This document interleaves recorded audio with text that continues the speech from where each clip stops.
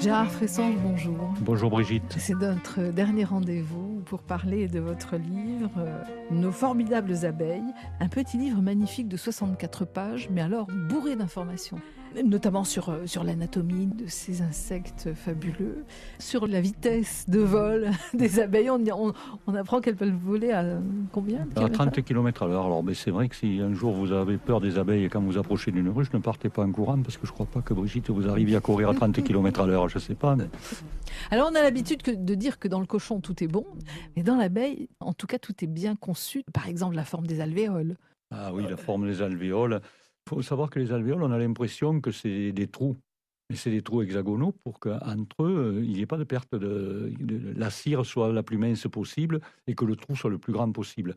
Et savoir aussi qu'il y a une petite pente de 7 ou 8 degrés qui fait que le miel il coule pas comme ça. On y apprend dans votre livre que leur langue est munie au bout, ça c'est très commode, d'une petite cuillère. Un cuilleron, oui, tout petit mais qui est très utile. Comment elles peuvent ramener le pollen à la maison? Elles ont une petite corbeille. Qu'elles ont sur les pattes arrière. Arrivées à la maison, il y a un paillasson à l'entrée où elles font ça, tomber un peu de le pollen pollen. que peut récupérer l'apiculteur.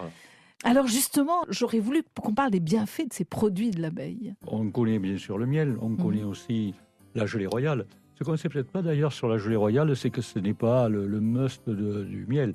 La gelée royale, c'est un produit qui est élaboré dans le cerveau de l'abeille par une glande. Ouais. Et c'est l'abeille qui va recracher cette gelée royale. On parle aussi de propolis, de la propolis. Alors la propolis, oui, ça c'est un produit qui par contre vient de la nature, puisque c'est du miel qu'elles vont récupérer sur les bourgeons, c'est-à-dire, pour être très clair, c'est le caca des pucerons, voilà, oui. Qu'elles vont malaxer, qu'elles vont utiliser. C'est leur antiseptique, c'est leur antibiotique et ça leur sert à colmater toutes les moindres fentes de la ruche de façon à ce qu'il n'y ait pas d'air pour que l'hiver elle soit au chaud. Et ce sont des produits donc très très utiles qui l'ont toujours été. On parlait de préhistoire aussi. Ils l'ont toujours été, c'est ça.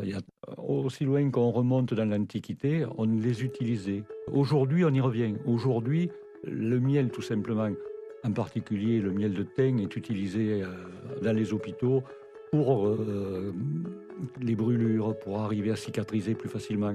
On découvre ou on redécouvre les intérêts de ces produits naturels-là.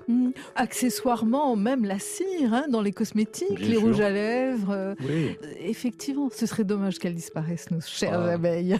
Je crois qu'il y a une prise de conscience aujourd'hui qui fait que, allez, allons-y clairement, les politiques vont être obligés d'en tenir compte. Même devant les lobbies. Je lisais un article justement de Yann Arthus Bertrand qui dit on est en train de mégoter pour savoir si on arrête ou pas le glyphosate. Et pendant ce temps, en même temps, on est sûr que les abeilles vont peut-être disparaître. Et puis aussi, on est sûr qu'on va perdre nos éléphants. Donc voilà, en gros, il faut savoir ce qu'on veut. Je crois que c'est aussi à tout le monde de savoir ce qu'on veut. Eh bien, en attendant de savoir précisément ce qu'on veut, on peut se plonger dans la lecture de votre livre pour en savoir justement un peu plus sur l'utilité de ces insectes, nos formidables abeilles. Gérard Fressange, merci beaucoup. Merci Brigitte de m'avoir invité.